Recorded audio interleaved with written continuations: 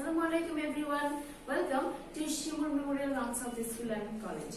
প্রিয় শিক্ষার্থীবৃন্দ, কেমন আছো? আশা করি অনেক ভালো আছো। আমি মুমিন আফরোজা আবারও চলে এসেছি তোমাদের সাথে নতুন আরেকটা ক্লাস নিয়ে। আসলে নতুন না, একটা রিভিশন ক্লাস নিয়ে। আসলে দেখো আজকে আমরা কি পড়তে যাচ্ছি। আজকে আমরা পড়তে যাচ্ছি ইউনিট 26 লেসন 1 2 3 নাম্বার রাইম পড়ব 1 2 put on your shoe, word meaning পড়ব courtesy and use of behind beside near, অর্থাৎ behind beside near দ্বারা কি করে শূন্যস্থান পূরণ করা যায় সেটা আমরা এর আগেও একাধিকবার দেখেছি, আজকেও আরেকবার দেখে নেব এবং কার্টেসি সম্পর্কেও জেনেছি, আজকে আরেকবার পড়ে নেব। তাহলে চলো প্রথমেই আমাদের যে আইটেমটি আছে প্রশ্নপত্রে ক্লাস শিটে, সেটাতে কি আছে সেটাতে চলে যাই। প্রথমেই আছে আমাদের প্রিয় শিক্ষার্থীদের লক্ষ্য করো, এখানে আছে let's see the picture and fill in the blanks with behind beside near, অর্থাৎ let's see the picture, চলো ছবিগুলো দেখি। যে নিচের ছবিতে আমরা একটা সিনারি দেখতে পাচ্ছি, যে ছবিটি দেখতে পাচ্ছি, ছবিটা দেখি এবং ছবিটি দেখে আমাদের শূন্যস্থান পূরণ করি। শূন্যস্থানটা পূরণ করব কি করে? শূন্যস্থানটা পূরণ করব behind beside এবং near দিয়ে। তাহলে প্রথমটা কি? প্রথমে আমাদের আছে the bird is dash the tree, এখন বলছি কি the bird is at the tree, তাহলে পাখিটি গাছের কোথায়? আমি যদি অ্যানসারটা কি কোথায়, পাখিটি গাছের ঠিক কি পাশে, তাহলে এখানে অ্যানসারটা কি হবে তোমরা দেখার সাথে সাথে অবশ্যই লিখে নেবে। অ্যানসারটি হবে the bird is beside or near the tree। এখানে যদি আমি beside ব্যবহার করি তাও হবে, যদি আমি near ব্যবহার করি তাও হবে। কেন হবে সেটার ব্যাখ্যাটাও আমি দিয়ে দিচ্ছি। beside মানে কি? beside মানে হচ্ছে পাশে। beside মানে কি? beside মানে হচ্ছে পাশে। আর near মানে কি? near মানে কাছে। কাছে আর পাশে কিন্তু একই। পাখিটি দেখো, পাখিটি একভাবে যদি দেখো তাহলে পাখিটি গাছের পাশেও রয়েছে এবং কাছেও রয়েছে। সুতরাং তুমি ঠিক এই নিয়মটা মেনটেন করে যদি beside এবং nearটি দাও, যে কোনো একটি দাও, তাহলে সেটি কিন্তু ওকে হয়ে যাবে। পরের আইটেমটি কি? the tree is dash the tiger, তোমাদের শীটে নিশ্চয়ই তোমরা দেখতেই পাচ্ছ বি নম্বরটি, the tree is dash the tiger, গাছটি কোথায় আছে? বাঘের কোথায় আছে? গাছটি বাঘের পেছনে রয়েছে। কোথায় আছে? পেছনে। আর পেছনের ইংরেজি কি? পেছনের ইংরেজি হচ্ছে behind। তাহলে the tree is behind the tiger, গাছটি বাঘের পেছনে রয়েছে। গাছটি কোথায়? বাঘের পেছনে। এবার সি নম্বরে চলে যাই। সি নম্বরটা আমরা দেখি, the tiger is dash the elephant, the tiger is dash the elephant। কি আর বড় শিক্ষার্থী, কিন্তু টাইগারটি কোথায় রয়েছে? এলিফ্যান্টের। টাইগারটি কিন্তু রয়েছে এলিফ্যান্টের কাছে, তাই না? বা পাশে। টাইগারটি এলিফ্যান্টের পাশে রয়েছে। তাহলে the tiger is beside the elephant, the tiger is beside the elephant। and the last one, শেষে হাতিটি কোথায় আছে দেখো তো, the elephant is dash the river, হাতিটি নদীর কোথায় আছে? হাতিটি নদীর একদম কাছে আছে বা পাশে আছে। সো আমি এখানে কি দিতে পারি? the elephant is near the river, সেটিও হবে। the elephant is beside the river, সেটিও হবে। তাহলে আমরা বুঝে নিলাম যে কোন সময় আমরা near আর beside ব্যবহার করব, কখন আমরা behind ব্যবহার করব, কখন আমরা beside করব এবং কোন কোন ক্ষেত্রে আমরা কি ব্যবহার করব। আমরা কিন্তু দেখে ফেলেছি, শিখে ফেলেছি এবং আমি আশা করছি তোমরাও কিন্তু ঠিক আমার স্লাইডের সাথে সাথেও লিখে ফেলেছো। এরপরে চলে যাব আমরা আমাদের 2 নম্বর আইটেমে। আমাদের 2 নম্বর আইটেমে কি আছে দেখো, আমাদের 2 নম্বর আইটেমে আছে অ্যারেঞ্জ দ্য লেটার্স। তাহলে এটা তো আমাকে বোর্ডে করতে হবে, চলো তাহলে আমরা বোর্ডে চলে যাই। সো আমাদের 2 নম্বরে কি আছে শিক্ষার্থীবৃন্দ দেখো, let's arrange the letters to make word, চলো এলোমেলো বর্ণগুলোকে সাজিয়ে একটা সঠিক বর্ণতে রূপ দেই। তাহলে এখানে কি হবে দেখি আমরা, এখানে হবে স্টিক, STICK, স্টিক। স্টিক মানে লাঠি, TISCK, এটাকে সাজালে কি হয়ে যায়? STICK, stick. স্টিক মানে লাঠি, স্টিক মানে কি? লাঠি। আমি এটাতে চলে আসি, CILNPE, তাহলে কি হয়ে যায়? Pencil, PEN, pen, CIL, pencil, PEN, pen, CIL, pencil. So stick and pencil. পরের পরেরটাতে আসি এবার TXEN কি করব আমরা এটাকে সাজিয়ে ফেলবো নেক্সট NTXT নেক্সট নেক্সট মানে কি নেক্সট মানে পরবর্তী বা পরে নেক্সট মানে পরবর্তী বা পরে তাহলে কি হলো TXEN কে সাজিয়ে আমরা করে ফেললাম NEXT GOSN এটাকে সাজালে কি হয় song SONG song song মানে কি song মানে গান SONG song song মানে গান তাহলে কি হলো stick pencil next song stick pencil next song এরপরে চলে যাব আমরা আমাদের 3 নম্বর আইটেমে আমাদের 3 নম্বর আইটেমে কি আছে শিক্ষার্থীবৃন্দ একটু লক্ষ্য করে সেটি হচ্ছে লেটস ট্রান্সলেট ইনটু বেঙ্গলি চলো বাংলায় অনুবাদ করি অর্থাৎ ইংরেজি বাক্য দেওয়া আছে সেই ইংরেজি বাক্যতে বাংলায় রূপান্তর করব অনুবাদ করব is this the cat is this the cat তাহলে কি হবে বলো তো ইজ দিস মানে কি এই ইজ দিস দ্য ক্যাট এইটি কি ইজ দিস দ্য ক্যাট এইটি কি বিড়াল ইজ দিস দ্য ক্যাট এইটি কি বিড়াল অবশ্যই একটা প্রশ্নবোধক চিহ্ন দিব কারণ আমার বাক্যটি প্রশ্ন আমি ইংরেজির ক্ষেত্রেও প্রশ্নবোধক চিহ্ন দিয়েছি আমি বাংলার ক্ষেত্রেও প্রশ্নবোধক চিহ্ন দিব so is this the cat এইটি কি একটি বিড়াল I have no bag I have no bag তোমরা তো জানো I মানে আমি বা আমার have মানে আছে no মানে না bag মানে থলে তাহলে কি হবে I have no bag আমার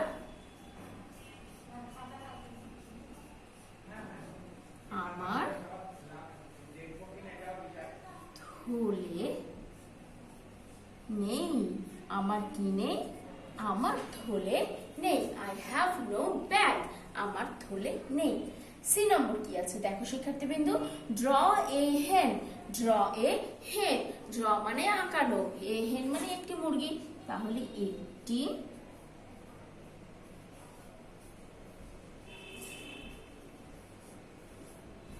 মুরগি আঁকো ড্র এ হেন একটি মুরগি আঁকো তাহলে কি কি লিখলাম আজকে আমরা লিখলাম ইজ দিস দ্য ক্যাট এইটি কি একটি বিড়াল আই হ্যাভ নো ব্যাগ আমার থলে নেই ড্র এ হেন একটি মুরগি আঁকো ড্র এ হেন একটি মুরগি আঁকো এইটি কি বিড়াল আমার থলে নেই ড্র এ হেন একটি মুরগি আঁকো তাহলে আমরা দেখে ফেললাম লিখে ফেললাম আশা করি তোমরাও আমার সাথে লিখে ফেলেছো যে কিভাবে ইংরেজি শব্দ থেকে ইংরেজি বাক্য থেকে বাংলা অর্থ করে নিতে হয় এরপরে চলে যাব আমরা আমাদের 4 নম্বর আইটেমে দেখো শিক্ষার্থীবৃন্দ আমাদের 4 নম্বর আইটেমে কি আছে আমাদের 4 নম্বর আইটেমে আছে let's write Bengali meaning let's write the Bengali meaning চলুন বাংলা অর্থ লিখি চলুন বাংলা অর্থ লিখি বাই বাই মানে কি বলতো বাই মানে হচ্ছে বিদায় তোমাদের মনে আছে আমরা কার্টেসিতে পড়েছিলাম যে কার্টেসি বলতে বোঝায় কিছু আদব কায়দা যে মানে মানুষের জীবনে চলাচলের জন্য কিছু আদব কায়দার প্রয়োজন হয় যেমন সকালে ঘুম থেকে উঠে সালাম দেওয়া বা গুড মর্নিং বলা যখন কারো বাসা থেকে বের হয়ে যে আল্লাহ হাফেজ সালাম দেওয়া এবং বিদায় জানানো সো এগুলো হচ্ছে কার্টেসির মধ্যে পড়ে তাহলে বাইরের অর্থ কি বাইরের অর্থ হয়ে গেল বিদায় সরি মানে কি সরি মানে হচ্ছে দুঃখিত কখনো কোনো কিছুতে কেউ আঘাত পেলে বা ভুলবশত কাউকে আঘাত করে ফেললে শারীরিকভাবে হোক বা মানসিকভাবে হোক তখন আমরা ক্ষমা মানে বিষয়টা ক্ষমা পাওয়ার জন্য কি বলে থাকি সরি মানে দুঃখিত ওকে এরপরে চলে যাব ওয়েলকাম মানে কি স্বাগতম ওয়েলকাম মানে কি স্বাগতম ওয়েলকাম মানে কি স্বাগতম ওয়েলকাম মানে স্বাগতম তারপরে কি থ্যাঙ্ক মানে কি থ্যাঙ্ক মানে ধন্যবাদ থ্যাঙ্ক মানে ধন্যবাদ কেউ কোনো কিছু দিলে তাদেরকে আমরা কি বলে থাকি বা কোনো উপকার করলে বলি না থ্যাংক ইউ তোমাকে ধন্যবাদ ইউ এর জন্য তোমাকে হয় এখানে যেহেতু ইউ নাই শুধু থ্যাঙ্ক আছে সো ইট ইজ শুধুমাত্র ধন্যবাদ 5 নম্বরে আসো শিক্ষার্থীবৃন্দ, খেয়াল করো 5 নম্বরে কি দেওয়া আছে, code the first 4 lines with the name from the rhyme, 1 2 put on your shoe with punctuation mark, 1 2 put on your shoe with punctuation mark. Okay, এখানে কি বলেছে, প্রথম 4 লাইন লিখতে বলেছে। 1 2 পুট অন ইউর শু এর যে কবিতাটি রয়েছে সেটির প্রথম 4 লাইন আমরা লিখব কি সহ, উইথ দ্য নেম, অর্থাৎ উইথ দ্য নেম অর্থাৎ কবিতার নাম সহ, এবং কি সহ, উইথ পাঞ্চুয়েশন মার্ক অর্থাৎ বিরাম চিহ্ন সহ, উইথ পাঞ্চুয়েশন মার্ক। তাহলে আমরা কি করব, আমরা এখন লিখে ফেলি প্রথমে কবিতার নাম, 1 2 put on your shoe, 1 2 put on your shoe, এটা আমাদের কবিতার নাম। তাহলে প্রথম 4 লাইন কি হয় আমরা আবার লিখে ফেলি, 1 2 put on your shoe, 1 2 put on your shoe। আমার লেখাটা কি ঠিক হলো শিক্ষার্থীবৃন্দ, বলো তো আমার লেখাটা কি ঠিক হলো?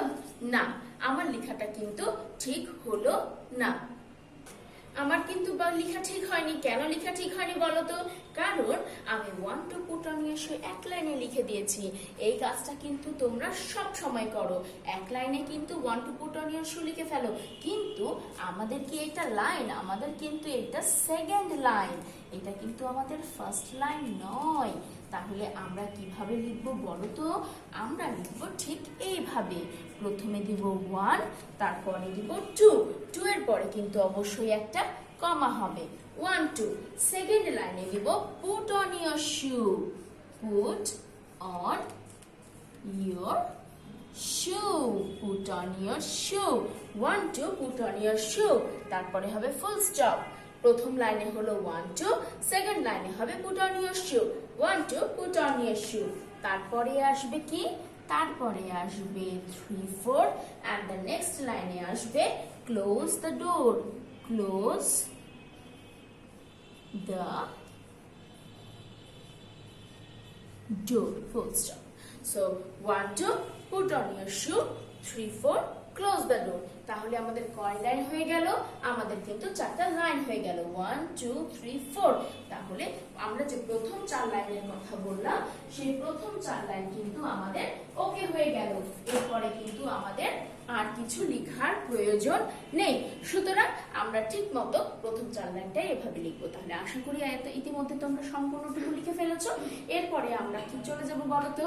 আমরা আমাদের 5টি আইটেম শিখে ফেলেছি। So now it is the oral time. So আমরা এখন ওরালে চলে যাব। তাহলে চলো আমরা ওরালে ফিরে যাই। তাহলে চলো এখন আমরা ওরালে চলে যাই। ওরালে কি আছে দেখি। প্রথমটা, ওইটি রূপার কলম, এর ট্রান্সলেশন বলুন। ওইটি রূপার কলম। তাহলে ওইটি রূপার কলম কি হবে? That is Rupa's pen, that is Rupa's pen. ওইটি রূপার কলম। দিস মানে এইটি, দ্যাট মানে ওইটি, অথবা দিস মানে এই, দ্যাট মানে ওই। সো ওইটি রূপার কলম, দ্যাট ইজ রূপাস পেন। দেয়ার এর অপোজিট ওয়ার্ড বলুন। দেয়ার মানে কি বলতো আগে? দেয়ার মানে হচ্ছে এখানে, দেয়ার মানে হচ্ছে কি বলতো? সেখানে। হেয়ার মানে এখানে, দেয়ার মানে সেখানে। তাহলে দেয়ার এর অপোজিট ওয়ার্ড হয়ে যাবে কি? হেয়ার।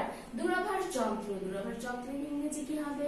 দূরভাষ যন্ত্রের ইংলিশ ওয়ার্ড হবে ফোন, PHONE, ফোন। ফোন মানে দূরভাষ যন্ত্র। He has a pen এর অনুবাদ বলুন। He has a pen মানে কি? তার একটি কলম আছে। প্রথমটি আমরা কি শিখলাম? ওইটি একটি ওইটি রূপার কলম। So that is Rupa's pen. এবং এইটি কি আছে?